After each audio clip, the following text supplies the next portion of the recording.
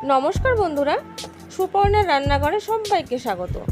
আজকে আমি আপনাদের সঙ্গে শেয়ার করব ভোলা মাছের ঝোল রেসিপি। চলুন তাহলে শুরু করা যাক।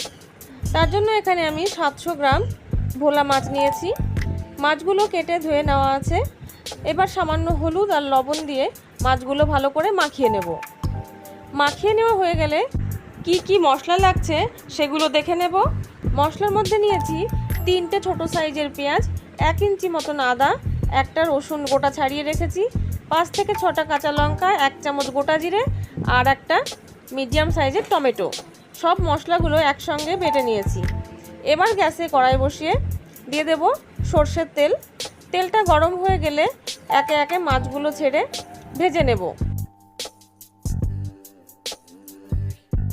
মাছগুলোর এক পিঠ ভাজা হয়ে গেছে, উল্টে দিয়ে অপর পিঠটাও ভেজে নেব।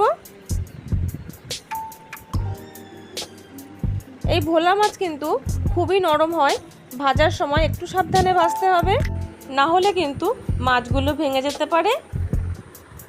মাছগুলো ভাজা হয়ে গেছে, আমি তুলে নিয়ে বাকি মাছগুলো ভেজে নেব। এবার ওই মাছ ভাজার তেলের মধ্যে দিয়ে দেব আরও কিছুটা সর্ষের তেল। সর্ষের তেলটা নাড়াচাড়া করে নিয়েই দিয়ে দেব বেটে রাখা মশলা।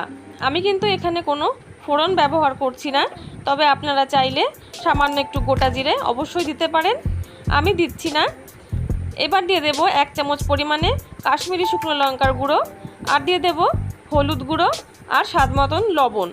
সব কিছু দিয়ে ভালো করে মিশিয়ে নেব। এবার মশলাটা তেল ছাড়া পর্যন্ত কষিয়ে নিতে হবে। যখন মশলার জলটা একদম শুকিয়ে যাবে এবং তেল ছেড়ে দেবে, তখন এর মধ্যে দিয়ে দেব জল। প্রথমে অল্প জল দিয়ে মশলাটা মিশিয়ে নিচ্ছি, তারপরে আরও কিছুটা জল দিয়ে দেব। আমি এই মাছের ঝোলটা একটু পাতলা ঝোল করতে চাইছি, তার জন্য জলটা বেশি দিলাম। আপনাদের যদি এতটা ঝোল পছন্দ না হয় সেক্ষেত্রে কিন্তু একটু কম জল দিতে পারেন। যখন ঝোলটা এরকম ফুটে যাবে তখন এর মধ্যে ভাজা মাছগুলো সব দিয়ে দেব। ভাজা মাছগুলো দিয়ে 4 থেকে 5 মিনিট ঢাকা দিয়ে ফুটিয়ে নেব। আমি প্রায় 5 মিনিট ঝোলের মধ্যে মাছটা দিয়ে ফুটিয়ে নিলাম। মাছের মধ্যে এবার দিয়ে দেব আমি 1 চামচ পরিমাণে কাসুন্দি, আর দিয়ে দেব কয়েকটা চেরা কাঁচা লঙ্কা, আর দিয়ে দেব সামান্য একটু ধনেপাতা কুচি। সব কিছু ভালো করে মিশিয়ে নিলেই কিন্তু একদম তৈরি হয়ে যাবে ভোলা মাছের ঝোল।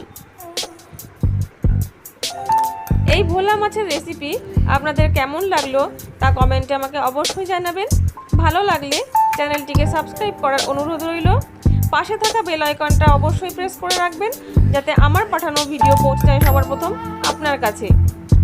চলে আসবো অন্য কোনো নতুন রেসিপি নিয়ে আপনাদের সামনে। ততক্ষণের জন্য নমস্কার, সবাই ভালো থাকবেন, সুস্থ থাকবেন।